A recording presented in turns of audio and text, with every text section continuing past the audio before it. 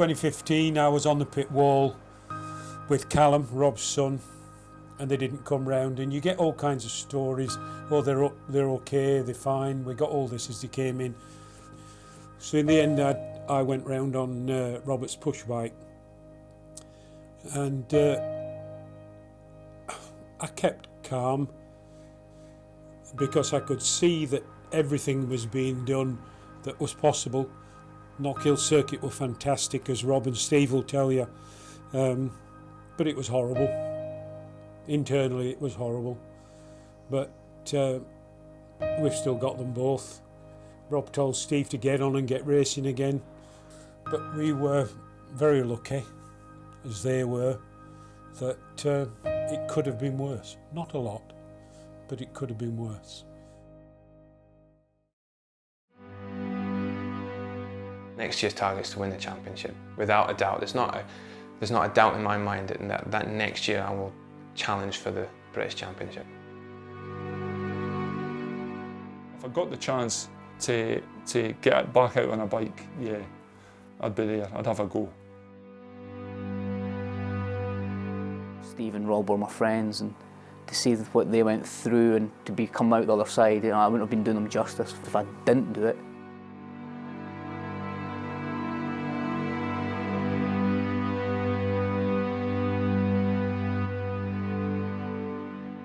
It's like nothing that you'll ever experience. What courses through your veins, you know, during and after, and how it focuses the mind and how sharp you become. I knew I was ready. If you believe in yourself, do what you need to do, then there's no pressure because you'll produce those results.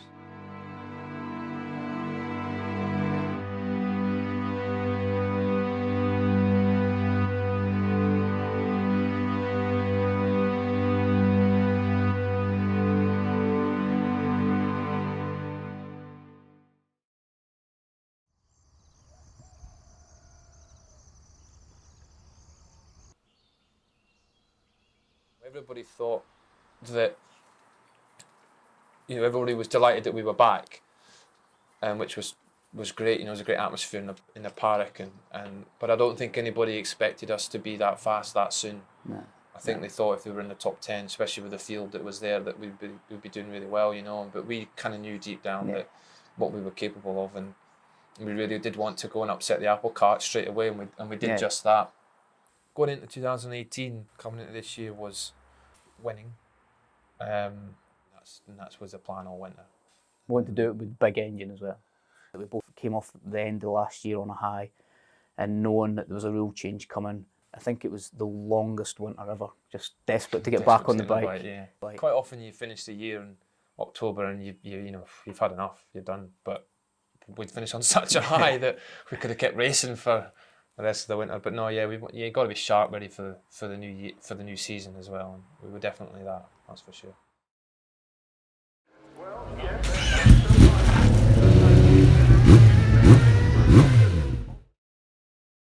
How did Valdivien go? Up until a certain point, really well, and then we're working a bit on setup. With Jacob, we'd learnt a bit more from his car experience. We'd got the new login. We've got the new login all sorted. System, and that was making a big difference to what what I was able to see in front of me then. Simple Stephen things. was playing Space Invaders and hitting curbs. Yeah. Got in trouble for flaming my dash and bumping Stuart off a curb. Only once. I didn't do it again. The Monday to the Thursday was fantastic. Other than the weather, it was snowing. And I fell off the roof of the truck. And you fell off the top of the ladder. Yeah. Luckily, Stuart had his leathers on, and we had a few. And Callum caught me. Callum caught him, and we had a few other dramas where we set Callum on fire. But generally, the pace-wise, on track. Yeah. The bike was perfect. The lap times were flying, and we were ready. And then Thursday afternoon came, and we were actually really happy with the bike, weren't we? We were just going out for a lap time. Yeah. We were going to have a pop at the unofficial lap record. I knew we were on it. You can tell when you're on a fast lap, and I knew that through the double right. into the left, and we had the chair up, and we had the drift on through the left with a little bit opposite lock on, and it was just flying. And then all of a sudden, bang! You know, the front end collapsed, and it just turned hard right into the tyre wall. It was about 70 mile an hour on the data, and that was we were both fine. Yeah. You know, I bashed my shoulder a little bit, but generally we were both fine. But for me, it was a big shock, because and it brought a lot back from 2015. And you don't think that you think that's all gone, but it's not. It's all there. Eh? It's all in the back of your mind, and it was like flashback. Oh, just I'd really, for the next sort of 20 minutes after that, I'd really struggled. I really struggled. I had my wife and my little boy there, and I really struggled with it. And I got a little upset, if I'm honest. I don't think anybody saw it, but I got a little upset in the med centre. And I wasn't upset about the crash. I wasn't upset about me. I wasn't upset about the bike. I don't know. It just came back. The darkness came back a little, and 20 minutes later I was fine.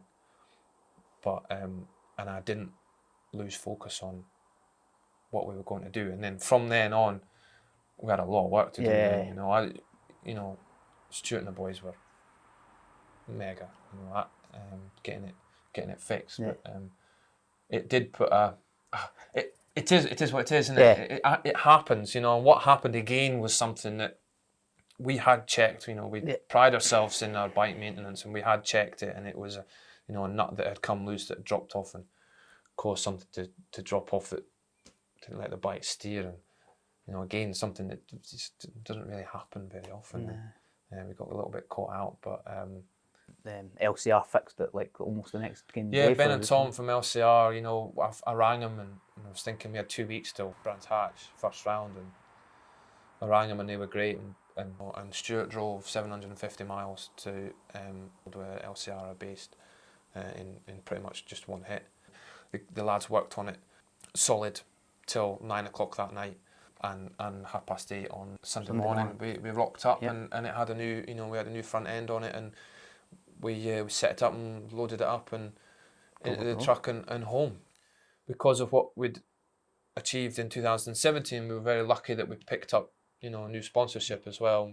We agreed a deal with Roger Body. He came on board or took us on board, if you like, into his team, and it just eased the pressure financially after the crash as well, because you know, the crash damage, if we'd have been our little independent team, still would have wiped half a season's budget off us.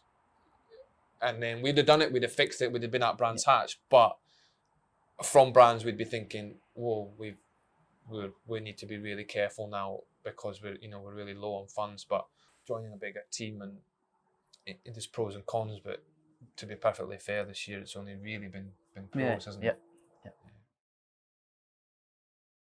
I would say motorsport, it's been part of my life for at least, well, more than half my life now. It's more than sport, because it's the people you meet, the fun you have, what all happens round about the sport. And I have met some of the best friends I've ever had. Steve, obviously, I mean, we've been like brothers for years, you know. Just meet some absolute lunatics who you wouldn't meet in other normal avenues of life. And just thinking about it makes me smile, really. For all I've had bad times out of it, and a lot of bad things have happened, it's just been great fun.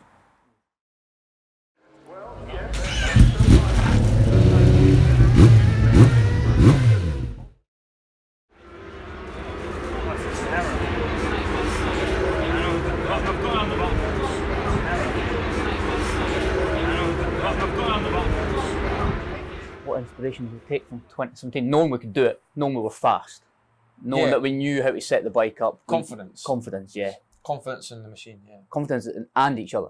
Yeah. Yeah, definitely, yeah. I trust him implicitly. Anything. Steve, if I had £1 million and I'd hand it to Stephen and say, hold that, I'll be back in 5 minutes, he'll still be standing there waiting for me. Without a shadow of doubt. Well, what are you going to do with it? You're going to buy a new bike, you're going to buy everything I'd buy anyway. Which I need Stuart for, so I mean...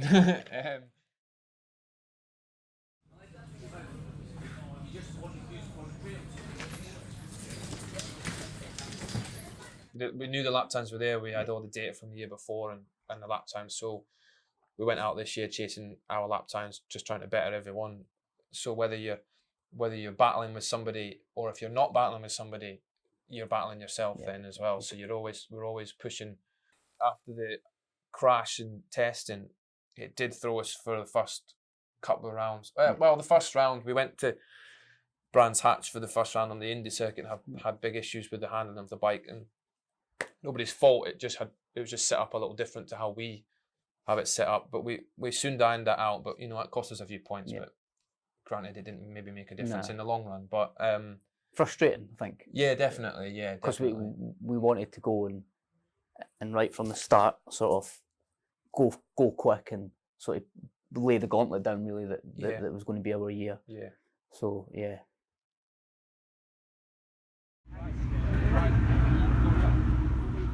The minute you start thinking about the cost, it's not worth doing it. You're doing it for the wrong reasons. I wouldn't even start to think how much money I've spent on bikes, racing gear, everything like that.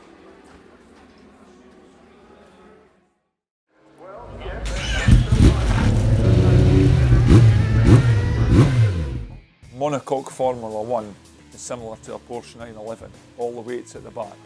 You need to do all your braking in a straight line and accelerate through the corners. The last thing you want to do is brake late and turn into a corner because it's just like a massive pendulum. So all the weight's at the back end, and if that starts to overtake the front end, you're in big trouble. Regulations for the series, for the Formula 1, is very fixed on the chassis itself. So everybody uses essentially the same aluminium monocoque chassis. It is so good that there really is no room for improvement. Basically what you have is a big square aluminium tube the full length of the bike with a T section which goes to the sidecar wheel, and everything hangs off that. The current engine this year has been, or the past 3 years, has been a ZX10 Kawasaki, which is essentially a standard road bike engine. Very limited opportunities for tuning. The big thing with engines is building them absolutely correctly, mainly for reliability, because you've got about 200 horsepower, it's plenty. You're not needing any more, you're struggling for traction anyway. More power just makes problems worse. So the setup is key, but particularly exiting a corner as you're winding the power on. If the suspension's too hard, the bike just spins, you lose traction. And if the suspension's too soft, it digs in, you get too much traction. So it's a very fine balance. You've got about 200 horsepower going through the back tyre, which is 10 inches wide, which you think is great. But the trouble is, there's so little weight on the tyre that the surface pressure is so low that they're very prone for spinning up. Positioning of the rider is fixed because the seat unit is fixed into the fairing. He can't really do anything other than steer, accelerate and brake. His body weight is rigid, so he essentially is part of the bike. The passenger is the man that does all the weight transfer to make the bike handle through the corners. Your options are where you put the handholds on the bike. You really have to be at the point where you can, just through instinct, if you start having to look for where you're putting your hands, you're off the back.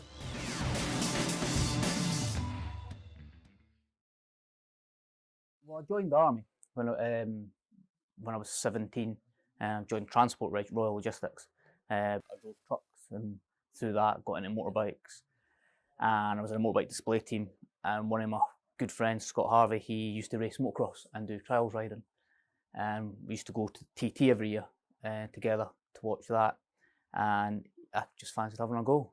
So that's what got me into bike racing. I raced solos for a number of years and supermotors, and got talking to people in the paddock, and got the chance to go sidecar racing, and then never kind of looked back since. I used to go to Knockhill as well for the superbikes, and so it was always something I fancied having a go at, but there was nobody in my family really done motorsport. It wasn't until I got old enough that I could afford it myself that I decided to have a go. Big fan of Chris Walker's when he was on the Suzuki back in the late 90s. I really enjoyed watching Chris Walker race. Back when I was growing up as a child, it was sort of in the Nigel Mansell era, so we used to follow him on Formula 1. But I used to pass him for a local guy called David Run on the Team Raywood bike, and Davey and his mechanic Stuart Taylor built their own bikes and raced them at East Fortune, and we've done the 2010 British Championship on a home built bike with R1s in it. Started on straight on an F1, yeah, straight on an F1 as a novice. In fact, I'm going to say it was the first race I ever had on the F1. We were on the F1 and Steve and Rob were on the F2. I think they beat us in the first race on the Saturday because I tapped up. I couldn't see anybody, but didn't know Steve and Rob were right behind us. And then so I think they beat us in the first race, and then we won the other 3 races that weekend. It was quite a good race with Steve and Rob then. I raced with Davey and I raced with Gordon Shan because I wanted to do the TT. I think I raced with Alan Warden for a year because he wanted to do the TT, and then Stephen asked me to do the TT with him, and then obviously they had their accident. But Stephen and Rob were the first people I met out through myself through sidecar racing, and we've kind of just been friends ever since, really.